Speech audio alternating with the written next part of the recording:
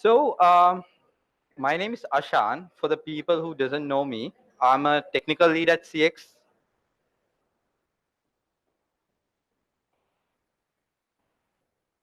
Thank you. I'm a technical lead at CX, leading the internal engineering team. So, once when I got the opportunity to do the innovation center, I was thinking what to do about. Then I thought of doing something we did few months ago at CX for a POC. So that was reactive programming for a iOS native project.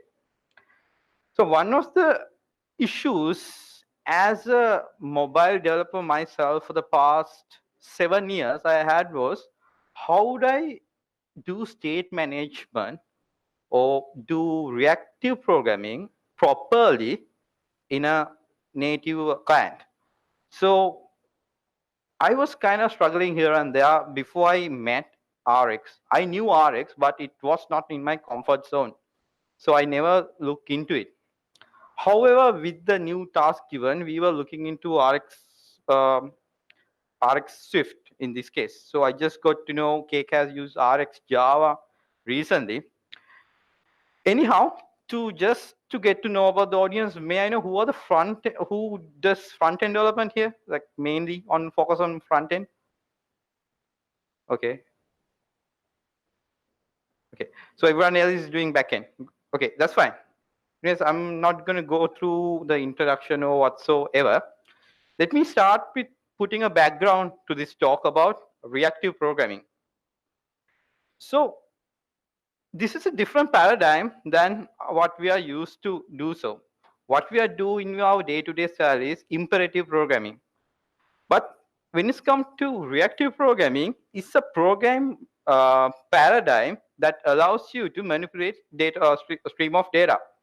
And it has three main focus points to look at.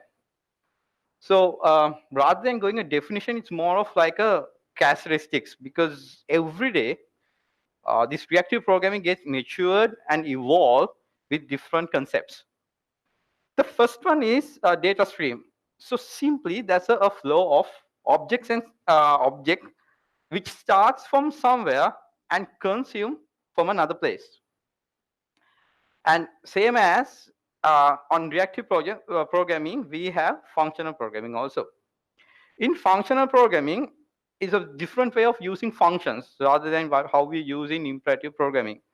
Over here in this context, we use function to manipulate data stream or manipulate data stream and to maybe filter or add more data into the same stream. And the third point it would be, unlike imperative programming where we do synchronous but we call asynchronous, everything over here is a asynchronous call. But some may argue that we could do synchronous programming also through in a reactive programming interface. Yes, true. But then the core gist of the reactive programming would be asynchronous way. So the good example for that is if you know about on-click listener, which uses callback, it waits for a tap to come back till it's get invoked. So that's more of a very layman way of having a asynchronous code in your solution. So when it's come to application, why we use reactive programming? One thing is, if I say so, to retrieve a data from a web request and filtering out some based on a business logic. So I try to put every aspect of reactive programming into one sentence. So if you see retrieving, so retrieving, I just highlight to say is let's say that's a stream of data, and a web request that we usually takes time and filter out with different functions. So this is one of the very, in a nutshell, way of how a reactive programming can be implemented in our day-to-day life. Same as that, if you look at much more further, very simple implementation would be or render a UI that combines multiple data streams, or just create a stock market application where users, when you look at the users and users need to look into that data changes very instantly. And also, I know simple, it could be as simple as auto completion search box. So people who have worked in React or on React Native knows it can be achieved very easily. But if you look at other platforms such as Android, iOS, or vanilla Java, it's a bit hard to achieve these tasks. It's not impossible, but possible with a lot of boilerplate coding. And one may argue you can do with imperative programming also. Yes, you can, but reactive programming makes it much more easier. And also, I just want to do people who has working like in IoT, you can use this MQTT kind of a data stream to use these kind of a reactive programming to capture data and make more intuitive front ends. However, it's more of for us in the university or whatsoever in internet also, it's more of a theoretical part, reactive programming, where we have to change our mindset as same as our thinking pattern to this paradigm. It's not easy. This talk also would be more of a like a lesson learned report that I had a few months back when I started doing the Cisco delivery iOS native POC with reactive programming. So who uses this mainly? I would say right now, mobile development picking up a very large audience on reactive programming. It allows or helps the developer to create much more intuitive or more interactive screens with a couple of data streams at the same time. At the same way, tech giants such as Google also using reactive programming. This is one of their frameworks for Android for reactive programming, but it's not very much popular. But then again, if you look at other tech giants like Microsoft, Netflix, SoundCloud, they use this popular framework of Reactive X, and this is what we are going to talk about today also. Since my examples are from an iOS native perspective, the examples would be around that. But then again, whatever I'm telling would be applicable to whichever the extension you will be using. So the best thing about using this Reactive X is if you learn in one language, that knowledge will not be wasted even if you change your language platform. And also, if you want to look into more into this ReactiveX, how it could help, you can go to Netflix blog post. They were the one of the early adapters of this framework, and they have stated how it helped them. So if you look at the theoretical or the breakdown of why ReactiveX came up, so we have reactive programming, and we're going to implement using library, and that library has different extensions. The only issue over here is, even though you want to get into reactive programming, most of the language, C, Java, it doesn't have these concepts built in. So we will be using a different library. And when I say a library, it's not something that you use like on a different scale, like a package, but it's more of this package is more of the extension of the language or the set of API, language APIs you are using. So you will not feel like you're using a separate library. So just to put down more credibility into this framework, I just want to show you that this library is being updated in every hour. So I took this screenshot today morning. If you see whatever the most popular languages, the repos are getting updated like hours and in hours. So you can see how much community support you have. But I must say, I had few issues when it's come to debugging the stack trace. It was not so straightforward as imperative programming because you were working with multiple streams and multiple observers were there in the stack trace. So it was not that intuitive. However, saying that, yes, it is so very much community supported. Just to have a couple of fundamental understanding for reactive programming, let me go through this kind of say. So to start off, let's say you have a data stream, uh, kind of data stream, which I use the word a data flow, that representing these kind of a flow. So it is just a linear set of values randomly that push into a data stream in irregular intervals. So you don't know, and a data stream can be exist without any data events also. So you can see, and let's suppose, so you have the data stream, and let's suppose with Rx suite you want to do something to this data stream. Same as I want to filter out the even numbers in that. The filter function in here, what I have written, takes any amount. It's modulus by 2, whether it checks for if it's equal to 0, and filter the next data stream. So this is the most fundamental way of showing a data stream and how we can use a RX framework into it. So within RX framework, we can use multiple functions chained together to use different intents. And you might ask, why chain multiple functions? You can use in the same function itself. Yes, that's true. But then again, if you look at to be have a neat code and to be have a single responsibility, it's nice to decouple your code into different functions and chain it together. And uh, the changes will be very much easier. And when you with RX, what I have seen was the testable units were much more granular. With more granular test per unit, you can write more unit test.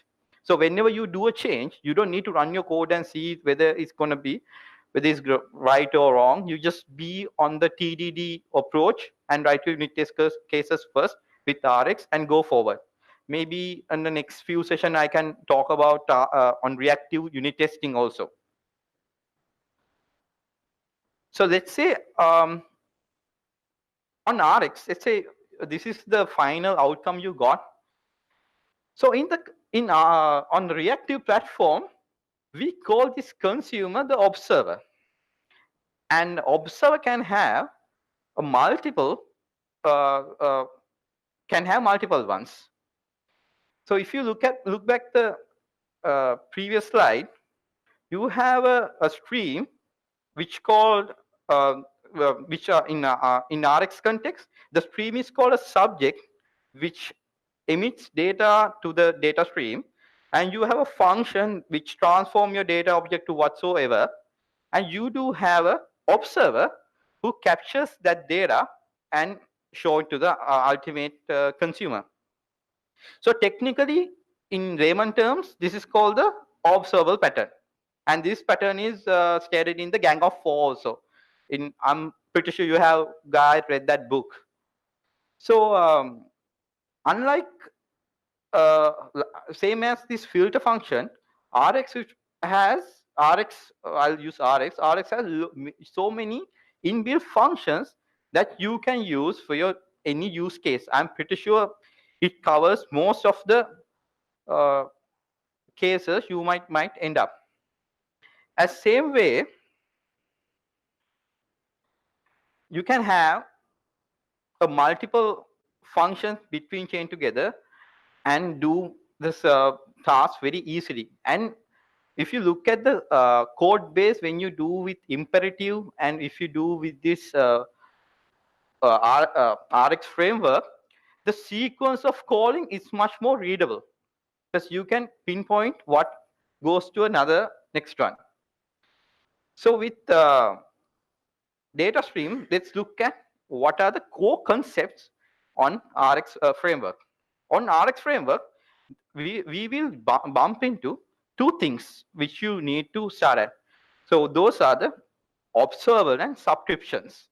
I will go through a code example how these works out. So observable, basically the person who emits the observer can have a data stream, and the subscription you can get it and do whatever the manipulation you need. So there are few core basics. Let me open my Xcode.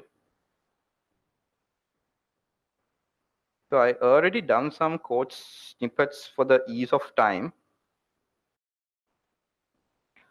Okay, so over here, I have few observable arrays. So in RX, we have a couple of observers.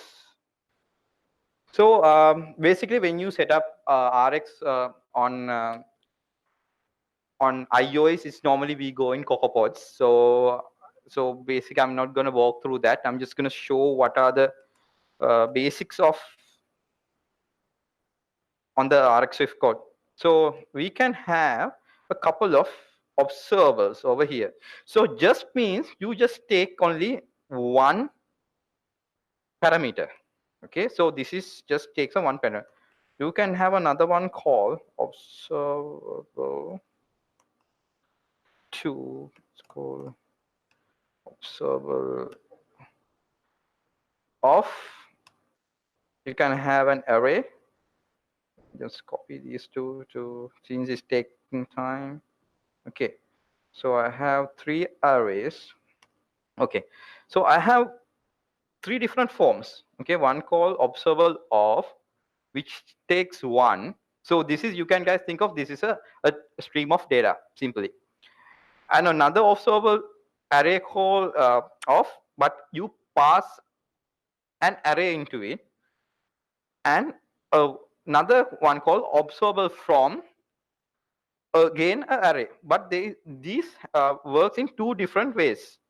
So if I run this code, nothing should happen because I haven't not subscribed to it. To subscribe, you just need to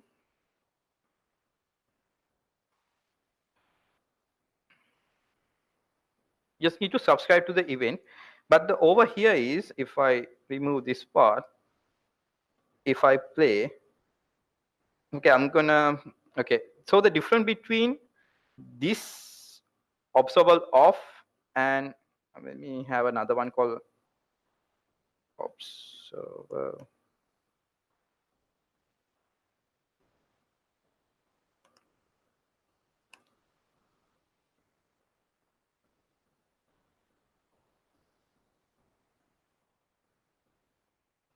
Just one element. Okay. Okay. So if I run this, what happens is it's just going to print over here. Sorry, so if I print observable,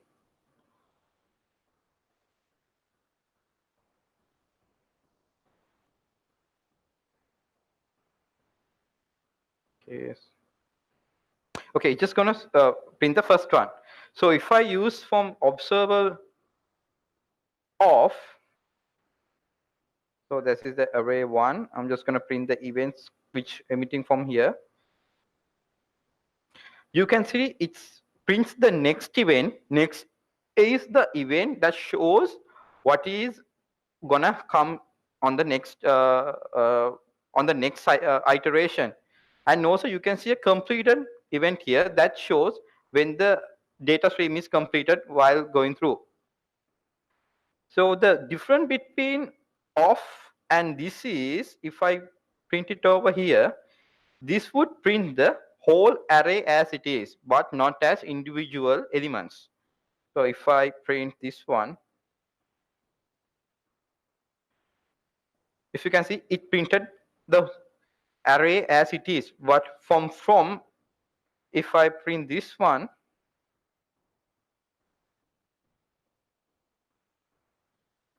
it will print the individual elements over that.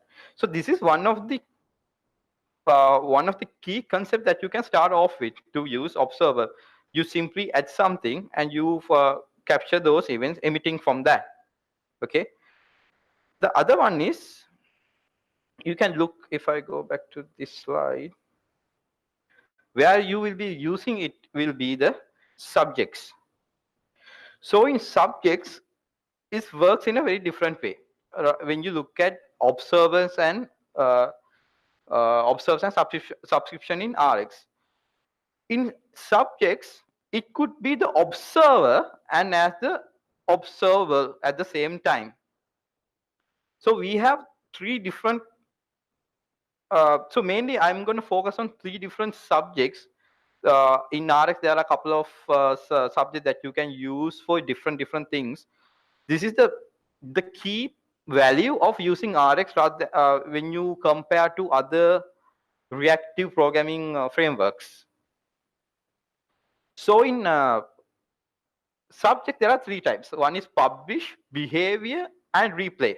I will go through how it works. So in publish, what happened is it start to subscribe on after it's been invoked by the subscriber class. Before whatever you emit for that, it will not be working. So if I go back to the code base, okay, so I'm just gonna comment over here. All right, your classes, okay. Oops, so I don't need here. Okay, over here. So I'm gonna over here. Okay, so I have published subject. So what happens? I said it works as an observer. Yes. Okay, you can't see, is it? Okay, sorry. Okay. Okay, cool. So okay, so publish subject back to. So you can create a subject publish subject with a type on the initialization. So what it says is it will try to print out whatever push into that data stream after the subscription. So in that case, when you use this one, these two will not be printed, but these will be start to print. Okay. So let me remove the complete also over here. So if I run this playground, do I have any other things called? No. Okay, great. So if I run this one, so issue 0 and 1 is not getting played, but 2, 3, 4 is getting played. So if I add another one over here, subject on next. So basically you're putting an item to the next one.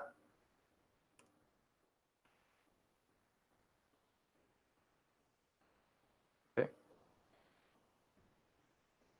Yeah, same as here. Okay. Now the beauty of having RX on your code. So you have, as I say, you have different ways. So behavior subject is where you can subscribe and it will start to emit from the previous one. So when you subscribe, so what happens is you have to initialize with an object over here or whatever the type you're gonna put it. So basically the logic behind is it will start to put out on the put out events from n minus 1. So whenever you subscribe, -1 will be played and start emitting. So if I play again over here, previously these 0 and 1 was not played. So right now, if I play here, since I said n minus 1, issue 1 will be printed, but issue 0 will not play. So if I run here over here, and you can see I said n minus 1, so the previous one started playing. So right now you will be seeing this is very rudimentary, but I will walk you through the code what we had on the POC that this makes more sense. So one of the implementation of this was when we started to subscribe, like we had some text fields. On the text field, on the when we start to type only, we start to subscribe to the event. So if we use the publish subject, the first keystroke, it will not be on the data stream. Okay, that in that case we had to use a on the behavior subject. So I was not aware of that previously when I had this issue. So after digging deep into it, I got these stuff rolled out. Okay. Okay. Other thing we used in was the replay subject. On the replay subject, we can basically say give a buffer how many n minus how many items you need to play back. Okay. So I'm gonna add some few more stuff over here. Okay. So I'm gonna say here a B, C, D. Okay. So over here I have said buffer 1. So I'm going to make it buffer 3. So it should play D 0, 1. Okay, I'm going to play some. Okay. Sorry. Okay, see D0 P1. You can set the buffer size of that. So this is more like a replay ID we can use for something like on a cache or a data stream to replay that data stream back from where it has been stopped. Okay, so this is one of the one. So these are very rudimental at this moment because this is a very vast subject you need to figure, you need to look into, and it depends on the case-to-case implementation. Okay, so right now, let me go through, walk you through the POC we did with React Native. Sorry, with RX Swift. So over here, okay, workspace. Okay, so this is one of the architectures, or I could say a file system we created within the CX team while we working with our internal engineering team. Okay, so over here, one thing we've had to implement was, so I'm kind of a nerd who wants to have a nice file system or architecture on a project. So I wanted to have MVVM or a model view model in my this iOS POC application. The issue what I had was I didn't have a proper way to communicate with the view model within the view. Okay, we use different ways. One, we use something called Swift boxing, and other very not fundamental, but we try to implement our own emitters and observers. What happened was doing that, so we started doing so much of boilerplate coding, and we understood the core, we didn't capture the core fundamentals of this reactive programming, and we kind of failed very badly. So after that, even though it was not our comfort zone, we look at RX Swift. With RX Swift, the we were able to implement the MVVM structure in a very, let's say, how would I say, very not perfect, but on a beautiful way, I would say so.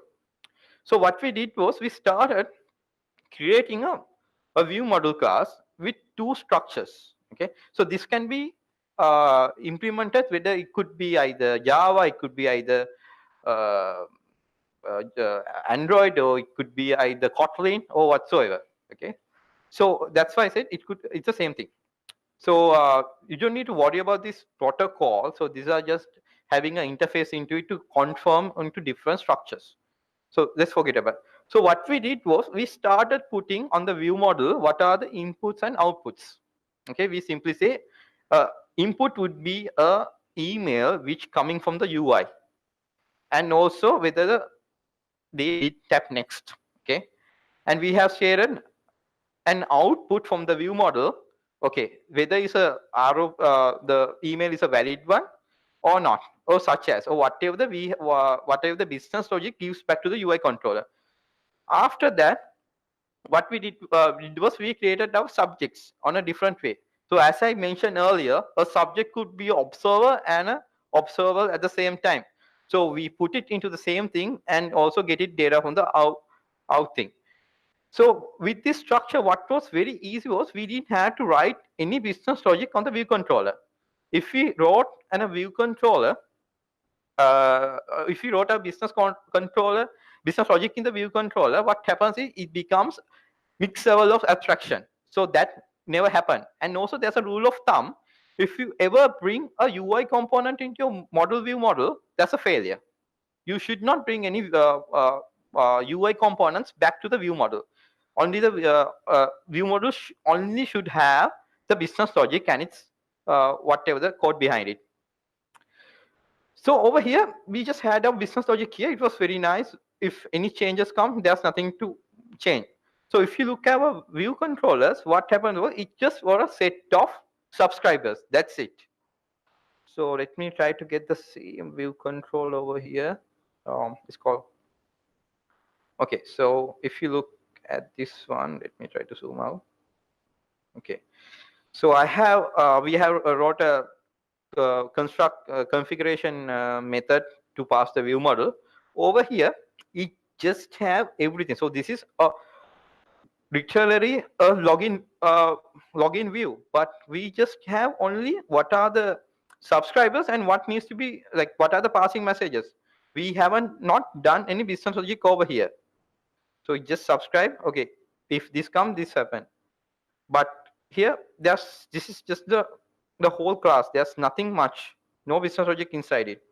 But on the view controller, we were able to with RX, we were able to do that very cleanly. So this is one of the benefits I saw with using Reactive X. And moreover, we were able to with this, one of the key as a lead, what I saw was the developer didn't need to know the fundamentals of iOS development also. They just needed to know what needs to be done using the RX Swift. So if we try to do this on very native level, we developer should know notification, callbacks, UI, UI properties, and so on, so on. The list goes. But here, basically, I think it took only maybe roughly 3 weeks to get hold of iOS development because all the fundamentals were stripped down with this framework. In that case, we were actually saving time and the cost. So if I go back here, okay. So yeah, MVVM, yes. Okay, so as the outtake, just to wrap up everything up, the best thing about Reactive X was it was very sequential to read. If you look at if I went back to this code, you can see it's okay. Give me a second. Okay, over here. Okay, it's very sequential. You don't see anything you won't be able to read. See, if a login error, do this. If it's something happens, do this. And if you go through the view models, okay, where are the view models? Okay, I can't see. Okay, here. ROPC validator. Okay. And this is also very sequential. You might find it difficult to read at the first phase, but for people who has done Java or whatever in their own playground, the code is very readable and it's lesser coding.